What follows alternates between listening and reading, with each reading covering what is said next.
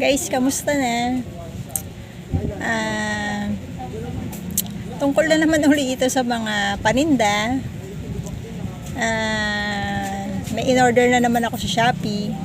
So, meron na naman akong bagong i-add sa tinda ko kasi marami na namang mga wala.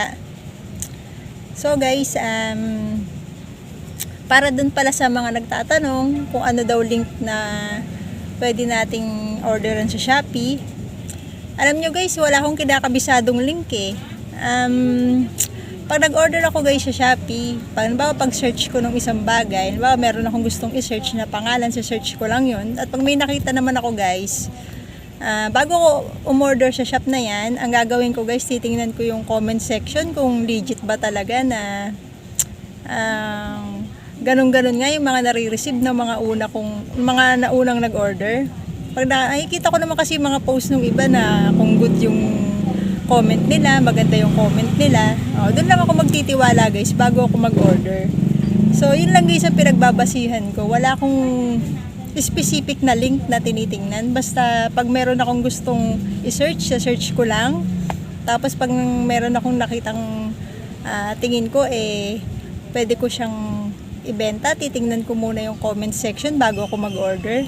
So ganun lang guys ang palagi kong ginagawa. So yun nga guys, wala akong tinitingnan na link o kinakabisadong link at specific na shop. Basta pag nag-search ako guys, yan, para makasiguro lang ako, bago nyo i-add to cart, tingnan nyo yung mga comment section, yung mga nauna na nag-order, kung satisfied ba sila dun sa na-receive nila na in-order nila sa Shopee. Kapag nakita nyo magaganda naman guys yung comment, so ibig sabihin guys, okay yung shop na yun. So ganun lang guys ang ginagawa ko. So ganun din guys ang gawin nyo kung sakaling gusto nyo rin mag-order sa Shopee. So, kasi dati guys, hindi ko rin tinitignan yung comment eh. Basta pag nakita ko lang, add to cart agad ako. Pero dun nga ako nagkakamali guys. Nakakabili ako dun sa maling shop. Hindi siya legit. Hindi yung in-order natin talaga yung dumarating. Kasi meron din nga guys na mga hindi legit na shop. Hindi yung in-order natin yung dadating sa atin. Kaya dun din tayo mag-iingat. So, yun lang guys mapapayo ko. So, ito naman guys yung mga na-order ko na sa Shopee.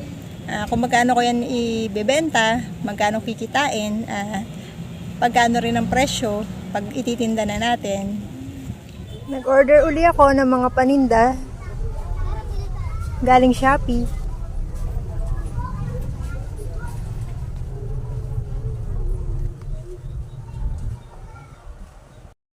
Heto pa.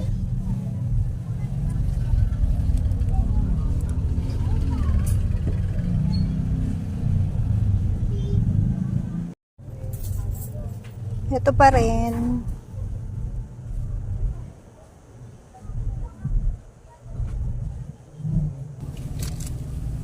Guys, ito naman ay plastic cover, isang rolyo. Ito itsura niya pag wala ng balat. Pero ito ay bagong order ko lang. So, yan ay 800 isang rolyo. So, 50 yard yan. Ang isang buo niyan.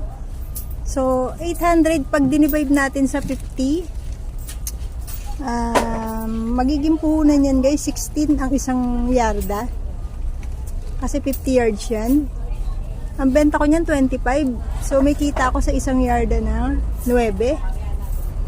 So, yung 9 guys na 9, times natin sa 50 yards, may kita ko dyan na 450 sa isang rolyo kapag naubos ko yan.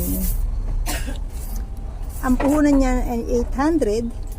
So 450 ang kikitain mo dyan pag naubos mo na ang isang rolyo niya. Plastic cover. So ito ang mga in-order ko sa Shopee. Utos mo sa akin yung utos ko sa kanila. I'm the boss. So nagbebenta ako ng plastic na blue, yung jumbo na yan. Umorder na ako ng 2 balot kasi naubos na. So, ang benta ko niyan 10 isang peraso. Ang laman niyan sa isang balot ay 50 pieces. So, bali 100 pieces yan 2 balot. Ang puhunan niyan, pumapatak na sa isang peraso kasi ang isang balot niyan ay 300. So, 600 yan 2 balot. So, ang benta niyan 10. So, pag naubos yan, may kita kang 200 sa bawat isang balot niyan. Ito naman, kumuha rin ako ng padlock na size na 30. Tapos ito naman, 30 din, pero yung mahaba naman, long siya. Long yung pinaka-lock niya. Ito yung maiksi. So, ang benta ko dyan, 50. Pero ang puhunan naman yan, 33. So, may kita ko dyan na 17 kada isang peraso. Kumuha lang ako ng 4. Ito namang medyo mahaba, 4 din kinuha ko. Ang benta ko naman yan, 60. Ang puhunan, 37. So, may kita ako na 23 dyan. Ito namang paper bag, ito yung super small, ito naman yung small. So, ang puhunan ng small, 9 isa. So, ang benta ko 15. May kita ako na 6. Kumuha ako ng 2 dozen. Ito namang super small, or extra small. Ang puhunan 8. Ang benta lang niyan mga 10 lang kasi masyadong maliit ni. So may 2 ka lang nakita diyan. Kumuha lang ako ng 2 dozen din. So umorder din ako ng 3 stand pan. So kailangan mo nang buuin yan para maging stand pan. Kulay green, blue at black. Meron pa kasi ako ng pink. So, ang puhunan ko dyan ay 205. Ang benta ko nyan, 400. So, may kita ko dyan 195 bawat isa. So, guys, ito na itsura niya pag nabuo. Pwede naman yan maging mataas. Pwedeng taasan pa. So, binabaan ko lang kasi. So, ayan na itsura niya, guys.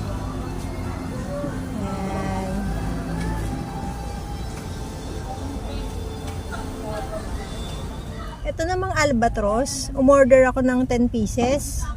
Pero nabili yung isang peraso, yung color yellow, lemon flavor. Kaya yan, siyam na lang natira. Ang puhunan niya ay 45, ang benta niya ay 55. So may kita na 10 kada isang peraso. So 10 lang ang kinuha ko niyan. So kumuha ako ng 2 kilo ng Sanrio. Assorted at pero magkakaiba sila ng colors. Ang 1 kilo ay 218. So dalawa siya. So ang 436 yung 2 kilo.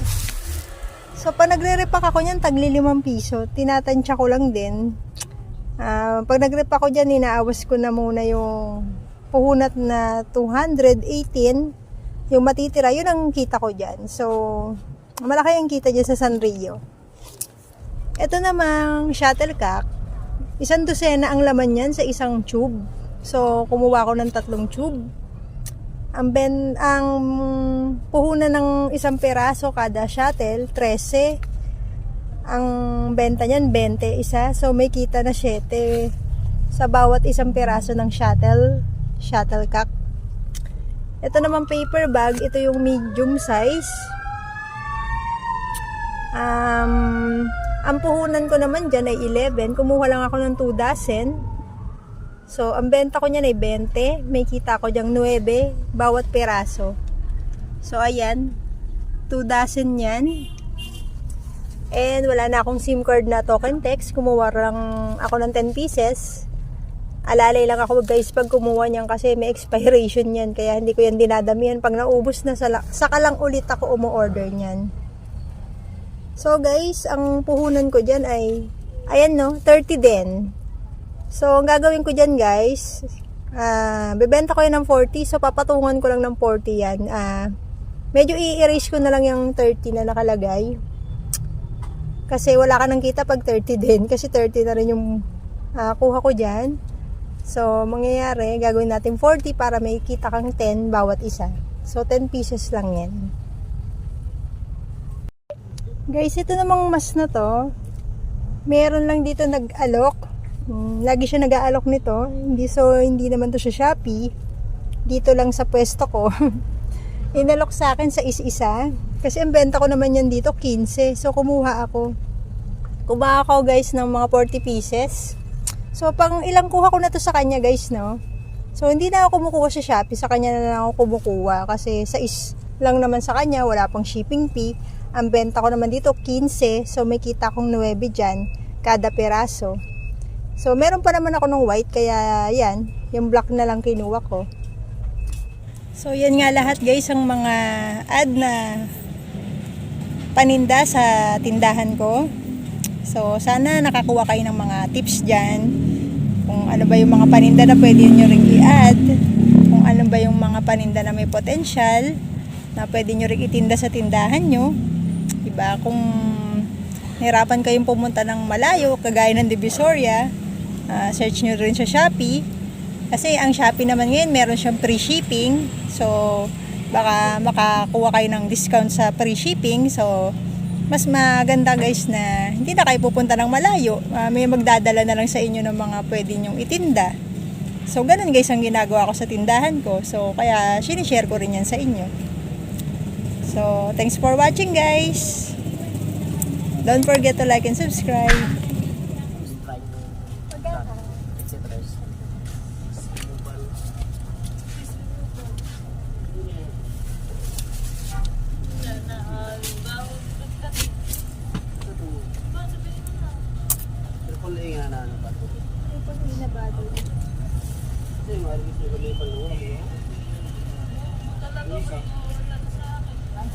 Ano mo?